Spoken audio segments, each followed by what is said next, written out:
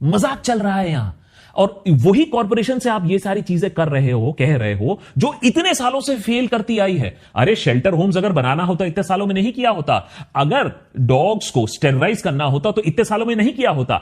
इतना सब कुछ नहीं किया है। वैक्सीनेशन नहीं किया, उनकी पॉपुलेशन कंट्रोल नहीं की, इनके लिए शेल्टर नहीं बनाया, और अब आप बोल रहे हो कि ये 8 हफ्तों में हो जाएगा।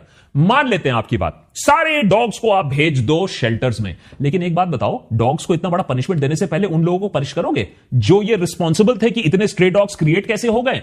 उनके लैक एंड डेरिलिक्शन ऑफ ड्यूटी के लिए पनिश करोगे उनको? उन पर तो कोई पनिशमेंट नहीं है। अब जाहिर सी बात है कि जब डॉग पॉपुलेशन इतनी बढ़ जाएगी तो डॉग का बेस्ट फ्रेंड तो मैन ही है। तो भैया उसने अगर उसको खाना खिला दिया तो इतना बड़ा गुनाह और इतना बड़ा वो क्रिमिनल एक्ट भी तो नहीं बन सकता है। और सरकार क्या कह रही है? सरकार बेसिकली कह यही रही है, बोल नहीं रही है इतने शब्दों में, कि कुत्तों को आप इस शेल्टर में ले जाओ। शेल्टर में ले जाने के बाद क्या होगा आपको भी मालूम है, दे विल बी कल्ड, उनको बहुत बेरहमी से मार डाल दिया जाएगा।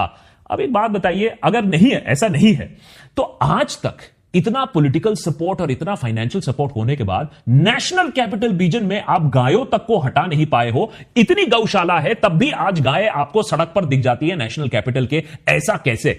अब आप बोल रहे हो 10 लाख कुत्तों के साथ, लेकिन आप वो कर दोगे कि उनको सेफली एक शेल्टर बन जाएगा, फिर उसमें सीसीटीवी लग जाएगा, फिर वो सेफली वहां हंसते खेलते उस शेल्टर में रहेंगे।